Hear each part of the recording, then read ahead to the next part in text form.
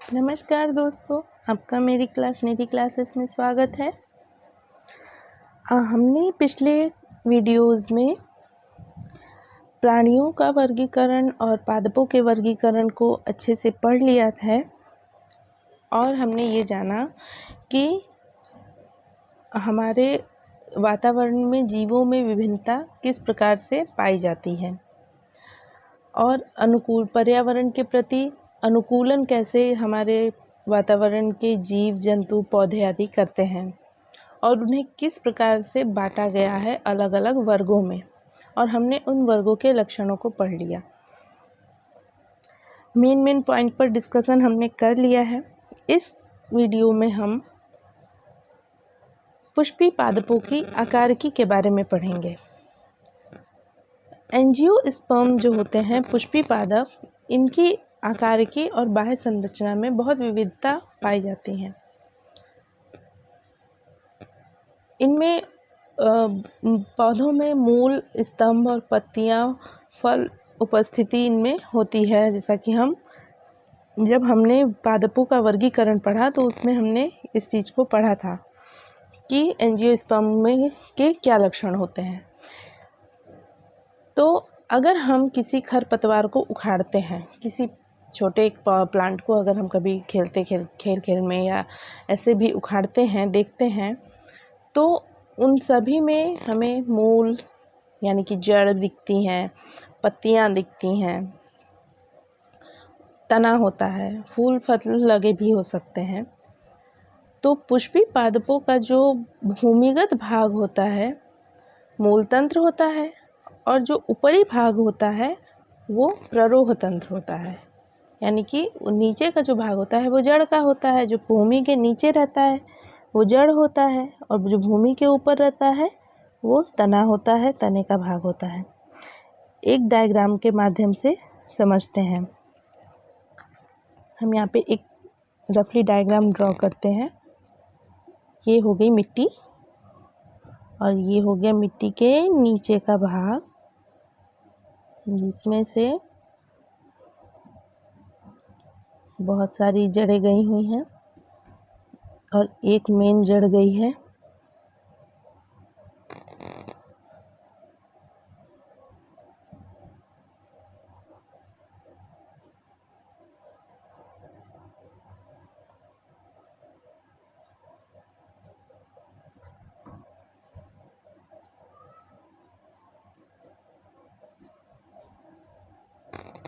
कुछ इस तरह से होती हैं नीचे की जड़ें। इनमें ये जड़ें जो होती है, ये जो जड़ होती है, ये होती है प्राथमिक जड़। प्राथमिक जड़ जैसे अगर कोई बीज होता है, वो उगता है तो ऊपर एक पत्ती, दो पत्तियां ऊपर लगती हैं और नीचे जड़ जाती है। तो जो मेन जड़ नीचे जाती है पहले, वो होती है प्राथमिक जड़, और उस जड़ में से जो अगर बगल बगल की जड़ें निकलती हैं वो होती हैं द्वितीयक जड़। प्राथमिक जड़ या मूल, द्वितीयक जड़ या मूल। अब हम ऊपर के भाग को समझते हैं।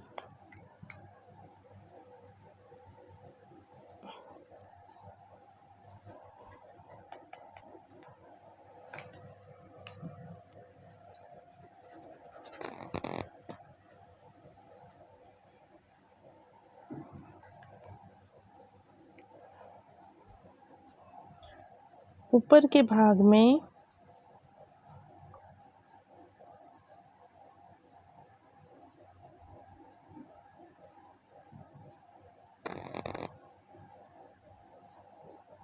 ये एक पत्ती गई है,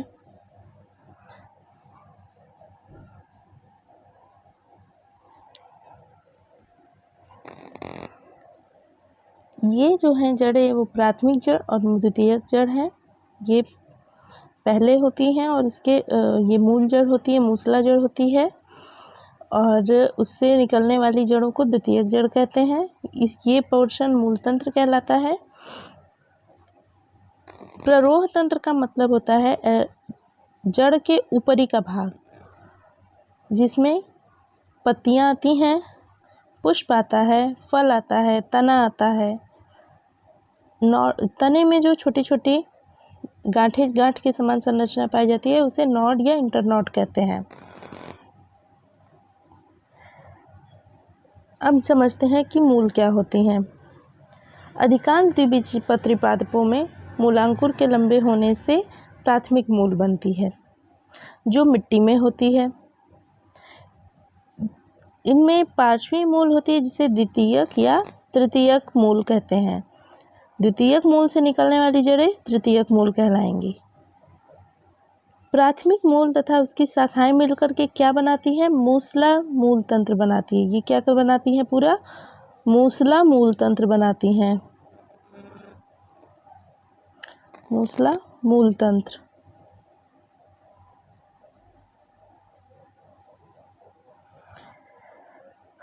इसका उदाहरण जो क्या होता है? सरसों का पौधा होता है। एक बीजपत्री पौधों में प्राथमिक मूल अल्पायु होती है। जिस कहने का मतलब है एक बीजपत्री जो पौधे होते हैं उनमें जो प्राथमिक मूल होती है वो बहुत थोड़े समय के लिए रहती है और फिर उसमें से अनेक मूल निकल आती हैं, अनेक जड़ें निकल आती हैं। ये जड़ें तने के आधार से निकलती है, अतः इसे झकड़ा मूल तंत्र कहते हैं। यानी कि झाड़ी के समान मूल, ऐसा मूल तंत्र जो झाड़ी के समान हो। किन पौधों में? एक बीजपत्री पौधों में।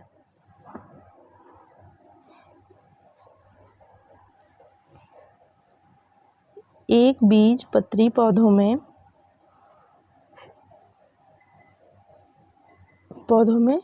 झकड़ा मूल तंत्र पाया जाता है।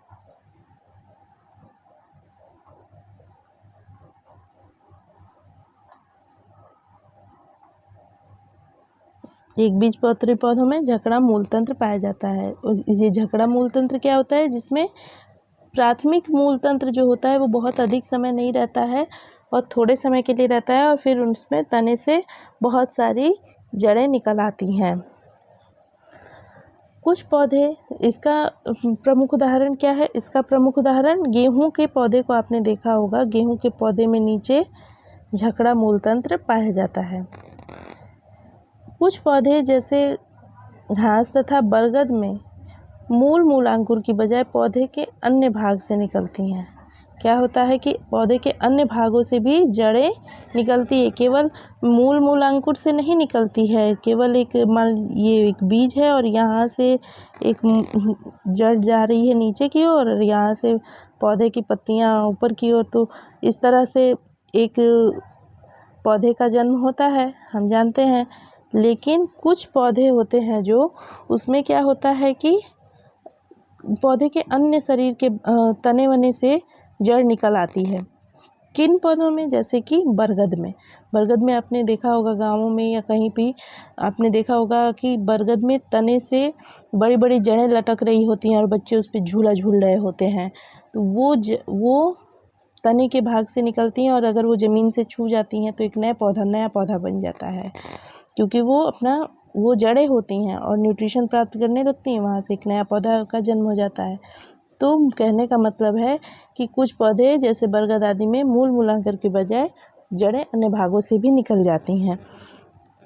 ऐसी जड़ों को क्या कहते हैं जो बरगद में पाई जाती हैं? ऐसी जड़ों को अपस्थानिक जड़ें कहते हैं।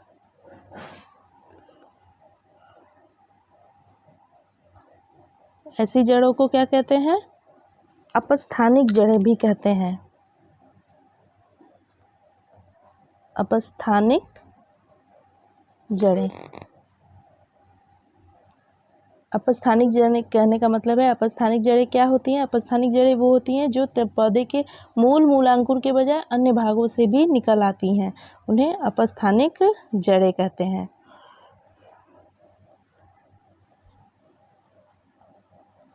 मूल तंत्र का प्रमुख कार्य क्या होता है? मिट्टी से अरे मिट्टी में है तो मिट्टी की चीज़ें ही तो लेगी ना। तो जड़ें क्या करती हैं? मिट्टी से पानी, खनिज लवण का अवशोषण करती हैं। इसीलिए तो पौधों में पानी डाला जाता है कि वो अपना पौधों के मुंह तो होते नहीं है कि पानी पी लेंगे, प्यास लगी है दे दो। वो जड़ों से क्या करते हैं? अपना न्यूट्रिशन प्राप्त करते हैं। और पत्तियां उनके लिए खाना बनाती हैं। पत्तियों में प्रकाश संश्लेषण होता है। तो जड़ों का कार्य क्या होता है? जड़ों का कार्य होता है पौधे को मिट्टी से जकड़ कर रखना और मिट्टी से पानी तथा खनिज लवण का अवशोषण करना, खाद्य पदार्थों का संचयन करना और पादप नियमनों का संश्लेषण करना। वो पौधे के खाद्य पदार्थों का संचय कर लेती हैं और जो पौधे के लिए नियामक ज़रूरी चीज़ें होती हैं उनको इकट्ठा करके रखती हैं और समय समय पर पौधे को देती रहती हैं, न्यूट्रिशन प्रदान करती रहती हैं।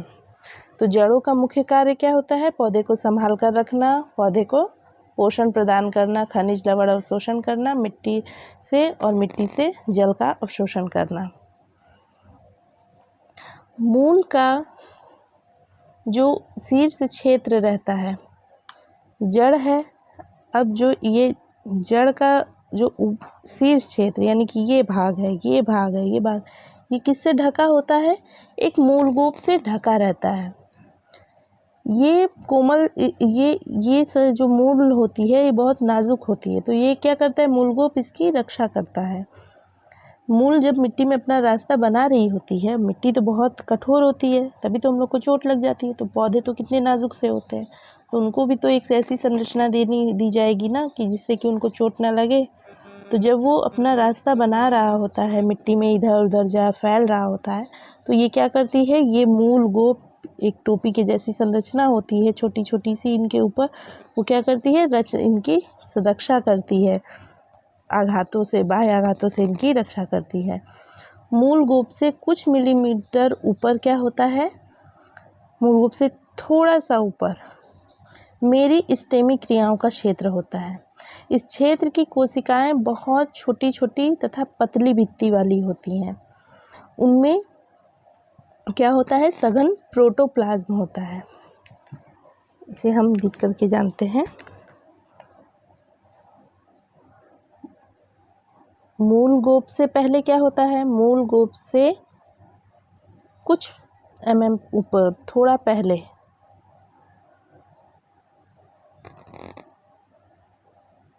पहले क्या नहीं होता है? ये तो मूल गोप हो गया, ये हो गया मूल गोप। और मूल गोप का काम होता है इसकी रक्षा करना। इससे थोड़ा पहले क्या होता है? मेरिस्टेमी क्रियाओं का क्षेत्र होता है। मेरिस्टेमी क्रियाओं का क्षेत्र।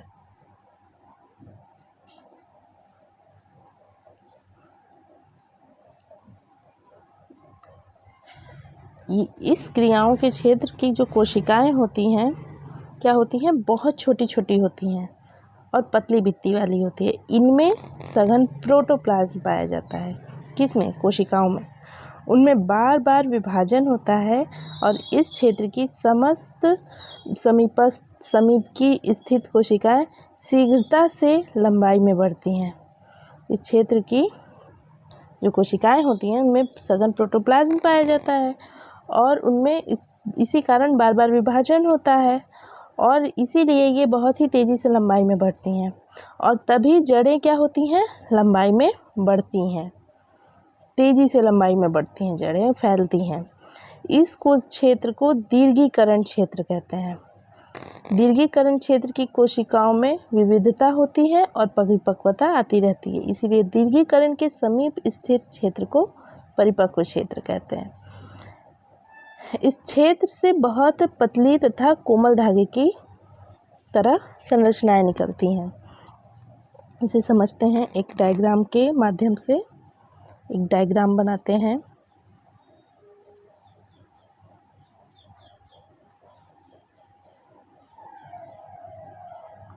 ये मान लेते हैं ये एक मूसला जड़ गई हुई है। मूसला जड़ के आगे एक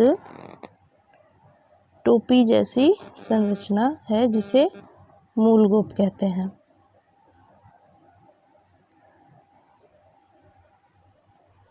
ये हो गई मूल गोप। अब ये भाग जो है, ये भाग है यहाँ से यहाँ तक का, इस भाग को मेरिस्टेमी सक्रियता क्षेत्र कहते हैं।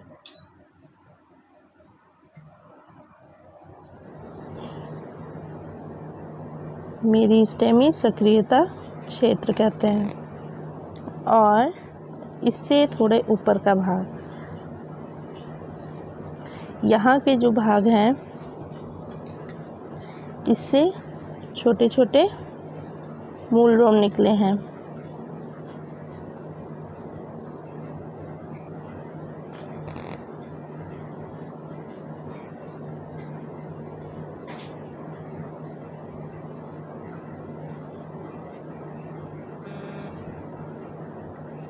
इससे ये मूल रोम छोटे छोटे निकले हैं। ये जो क्षेत्र है ये कहलाएगा परिपक्वन क्षेत्र। क्या? परिपक्वन क्षेत्र।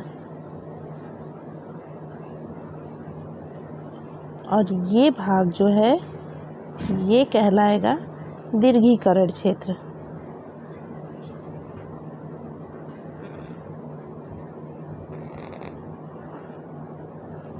ये मूल शीर्ष के क्षेत्र हैं। इसमें क्या होता है, इसमें एक यहाँ पे मूलगोप होता है, मूलगोप से थोड़े ऊपर मेरिस्टेमी सक्रियता क्षेत्र होता है जिसमें प्रोटोप्लाज्म पाया जाता है और इनमें बार बार विभाजन होता है। तभी क्या होता है कि लंबाई से तेज़ी में बढ़ने लगती हैं और मूल कोशिका को, मूल को जो ये जड़ होती है, मूसला जड़ होती है, मूल जड़ होती है, उसको लंबाई में बढ़ाती है। तो जो बढ़ाती हैं कोशिकाएं उनको क्या कहेंगे? दीर्घीकरण क्षेत्र।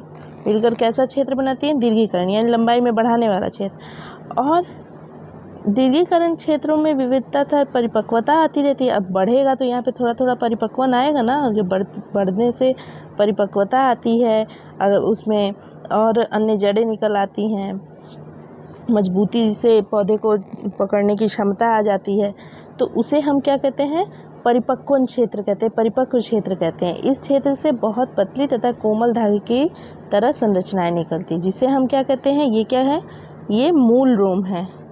क्या है ये मूल रोम है। इससे कैसी संरचनाएं निकलती है? मूल रोम निकलती हैं। मूल रोम ही मिट्टी से पानी तथा खनिज लवणों का अवशोषण करती हैं। तो फ्रेंड्स, आज की क्लास में हमने पुष्पी पादपों के अकारिकी के मूल को पढ़ लिया है। नेक्स्ट वीडियो में हम तने के बारे में पढ़ेंगे और पत्ती के बारे में पढ़ेंगे। आज हमने ये जाना कि अपस्थानिक जड़ें क्या होती हैं और झकड़ा जड़ें क्या होती हैं, और जो जड़ों को किस तरह से कितने क्षेत्रों में बांटा गया है इसके बारे में जाना। अगर आपको इससे संबंधित कोई भी प्रश्न हो तो उसे कमेंट में ज़रूर करें, और अगर आपको मेरा ये वीडियो पसंद आया हो तो प्लीज़ लाइक करें, सब्सक्राइब करें और शेयर करें। Thanks for watching.